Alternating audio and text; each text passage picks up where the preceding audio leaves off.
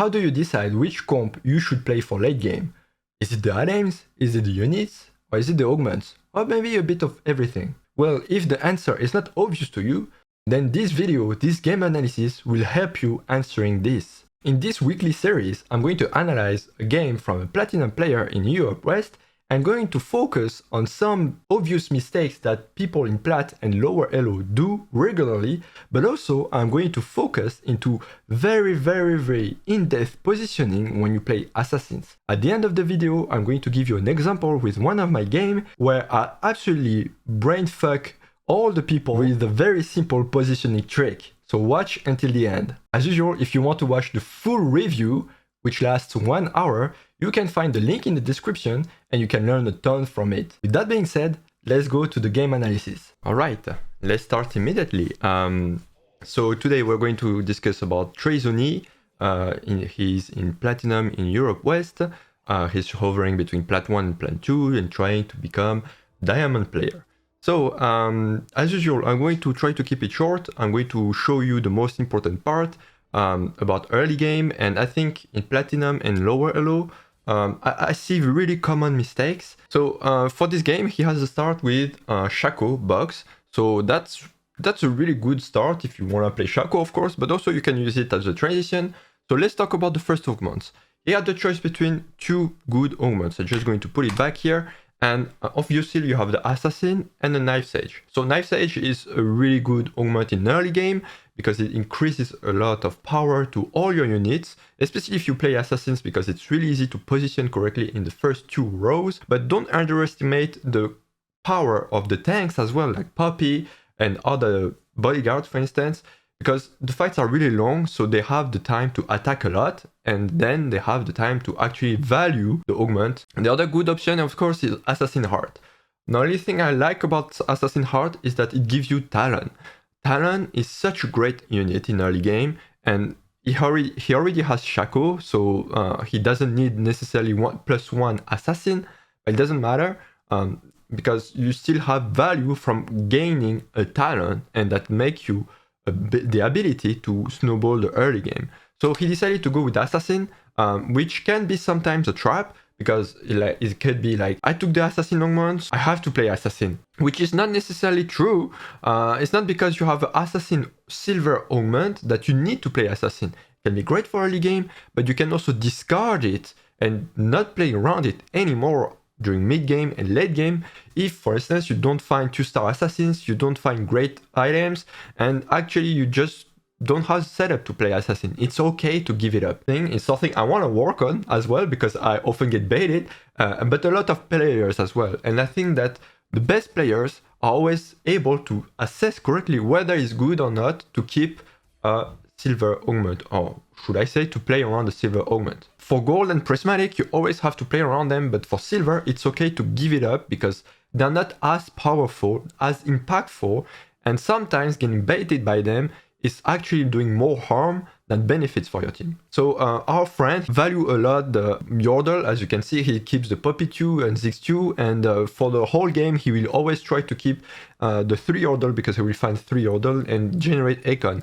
This is a misplay because, of course, when you play Assassin, you don't have the opportunity to play Yordle at the same time. It doesn't fit together. So you either have to play Yordle with lost streak strategy or Assassin with win streak strategy, but trying to do both at the same time will put you in a place where you will win and lose and win and lose, and you will not have a win streak or loss streak, and you're not going to make that much money even if you have Yordle. So that's why it's important to make a choice, a clear choice here. And in my opinion, with the Assassin augment and the Shaco on the bench plus the sword on Talon, he decided to slam this on Talon.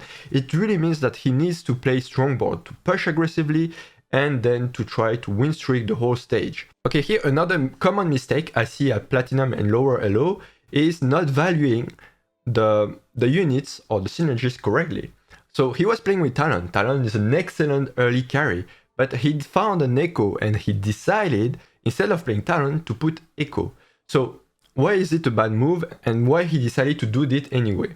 So first of all, it's a bad move because Echo, his role is not a carry, he's an enabler and disruptor. So the problem is that he doesn't have any carry next to Echo, so Echo cannot enable any carry next to him. Removing Talon, his only carry to an enabler, is not good enough, he doesn't have damage anymore. It's all about having harmony in your team. Second, why he decided to do that.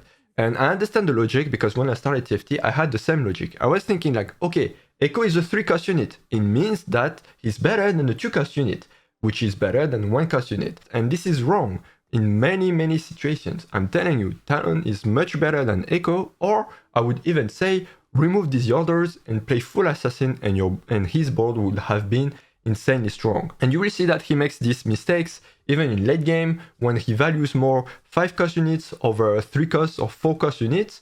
And that actually it's a misjudgment of the power distribution of his team. And this is something that many low elo players do. And it's important. I'm going to tell you also at the end of the video how you can improve on this aspect. So let's take a picture at 3-1. And this is something that you will have to do at every single game. Because I often have this question, which is how do I know which comp I should go for? What should I play? How do I know what comp I should play? What carry is good for my team? At stage 3-1, you need to have at the very least 2 different directions, 2 different options. Of course, you have one option you would like to have, but sometimes, and even often I would say, it doesn't happen the way you want. And so you always need to have a backup plan. And sometimes you need to have a backup of the backup plan. So for sure, our friend here, he picked the assassin augment, so and he keeps the Shaco he never played, but he keeps the Shaco he got from the stage 1. So it really means that he wants to play Shaco. On the other hand, if we look at the items, honestly, when I see this kind of items, I'm not really satisfied to play Shaco. I mean, he has the units, he has the augment, but he doesn't have the items, the perfect items. Because if you want to play Shaco, you want to have a lot of bows and a lot of gloves. Last Whisper to make RFC, for instance, to make Runan, these kind of things which are really good and valuable on Shaco. The first plan, which was about Assassin, seems to be not working that well. He can still play Assassins, it's kind of gambling a bit. So on the other hand, he has something maybe cool in order to play Heimerdinger as well, because since he decided to keep the Yordle for so long, actually he has the Yordle base to potentially have the Heimerdinger. The only problem is that the Socialite Spotlight is not really greatly positioned, because here we can slightly see it's here, it's highlighted. The only problem with Heimerdinger is that he doesn't have Heimerdinger, but also he needs to have blue buff, and he's kind of far from that as well. And you're going to ask me, but he has an assassin augment, why will he play Heimerdinger? And like I said earlier, honestly, if it's a silver augment, sometimes it's better to get rid of it and forget about it. If you really want to play assassin, but you get only tiers, roads, and defensive items, you will never be able to play Shaco. You will lose. In my situation, what would I do here? Because this situation is really difficult to solve. Honestly, if it was me, I would continue with Assassin for the mid game, at least stage 3. Maybe stage 4 I will change it. So what I will do is probably I will slam a Locket, which has been buffed, and is very good on Assassins. Also, it still leaves one Morello open for Echo, because you just need one road. And I will do this. I will slam Locket on Poppy, and I will put 4 Assassins, and I will play around that, and I would position myself correctly in order for all my Assassins to get the shield and try to win streak the stage 3 in order to at least secure a top 4, just because I have a lot of health and a lot of decon, even if my items are not the best at all. So let's have a quick look at the second augment choices. So here there are 2 good choices. Our Bodyguard Heart, but for that he needs to scout in order to make sure that this is valuable, because I'm going to tell you, if you have 4 bodyguards in a lobby where everyone is playing AD, it's a free top 4. It's a free top 4. And the only other one is First Aid Kid. If you really want to play Syndicate, I think that this has a lot of value, because all your Syndicates will get even more Omnivamp, more healing. And if you slam actually the Locket will also grant more shield. Alright, so how do you know the value of each unit and how to make a good transition? So first of all, when you make a transition, you have to make sure that your board after the transition is stronger than the board before the transition. If it's weaker, it means you made a wrong transition. You missed it. And you missed it maybe because you decided to put a lot of 1-star units over 2-star units, even though the 1-star units are 5 cost and 4 cost, and the 2-star units were 2 cost and 3 cost. I'm going to tell you this. 2-star units are always better than 1-star unit. And you know what? Sometimes I feel like 2-star TF is better than the 5 cost 1-star unit. But how do you learn the value of each unit? Exactly like I did in a 1-hour full review. You have to record your games and you have to rewatch the fight one by one from early game to late game. And you need to analyze the impact of each individual unit. If you do that, hello, you will understand that Talon has much more impact than Echo in stage 2 if you don't have any other carry, because Talon can just one-shot squishy targets while Echo will just slow down the attack speed of people, will improve the attack speed of your units, but he will not deal enough damage to kill units. It's very thorough, I understand, but I'm going to tell you a story. When I was hard stuck diamond in set 4, and I never managed to climb higher than that during set 3 and set 4, I recorded my videos and I watched all the fights, all of them, and I tried to understand why this unit is useless, why is this unit is so good. And by doing that, in a single month, I went from hard stuck diamond to top 100 in Europe. And this is because I understood the value of each individual unit and my decision making became much better. So what I'm saying is, you are not stupid. You always make good decisions. It's just that your priorities, your values are wrong. And once you fix that, you don't need to fix your decision making because it will naturally become good. Okay guys, maybe it will be a bit longer than usual, but I really wanted to take this time in order to show you very advanced positioning when you play assassins. Because like I said earlier, there's a big gap between a challenger playing assassins and someone who's, I don't know, platinum, diamond, or even master playing assassins. The difference is all about positioning, and you'll be heavily punished if you don't know how to position. So I'm going to show you a mind game strategy that I always use, and it always works unless I face top challenger players, because with them it has to go even further into the mind game. Since I assume you're not top challenger, I'm going to share with you this secret positioning strategy. Not really secret, but actually it works so well that sometimes it feels like no one knows it. And for that, I'm going to pick one of my Shaco game. This is my positioning at the beginning of the planning phase. Out of the 3 people I can face next turn, most of them, so 2 of them, are on the left side, unless they switch positioning. So I will scout again to make sure that this doesn't change. But let's say for now, I'm feeling sure that they won't change. So what I do at the beginning of the round, after checking my shop, checking everything, I switch Shaco here temporarily. The reason is simple. I want to deceive my opponent in 2 ways. First of all, if I let my Shaco here and people scout me and have their carries on this side, they will understand that this is threatening. And potentially, they will switch side and put all the carries here in the last second. And if that's the case, and if I put my Shaco here and they switch side, I lose the fight because Shaco will not target carries. That's one of the problems. The second problem is that I have 2 chances out of 3 to face people with the carries here, but what if I face the person with the carry here? I will still lose it. So that's another problem. So that's why I put my Shaco on this side. Because if they scout my board, what is going to happen?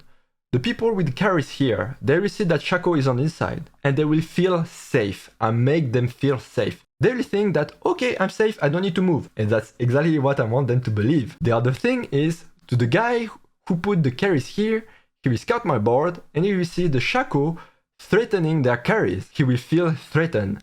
And that's why he will potentially decide to switch their carries to this side in the last second. And that's also what I want them to do. Because if that happens, if the people don't who have their carry here don't change, and the people who have the carry here change to this side in the last second, then it becomes a 100% win if at the last second from here I decide to put back Shaco on the left side. So this is what happens. I put Shaco here. I look a bit at the positioning if I can improve it, and then what I do usually is I scout. I spend a bit of time scouting. like this. And I just check. Okay, I know that the guy with the Zyra, I haven't faced him for so long. There's a high chance I face him. And in the last second, I put the Shaco here. He didn't change positioning because maybe he didn't really checked. Maybe he scouted and feels safe. I will never know that. But for sure, I was successful with this strategy. And this simple trick, it works so well. Even in Grandmaster and even in Challenger. I swear, this is so simple and it works so well.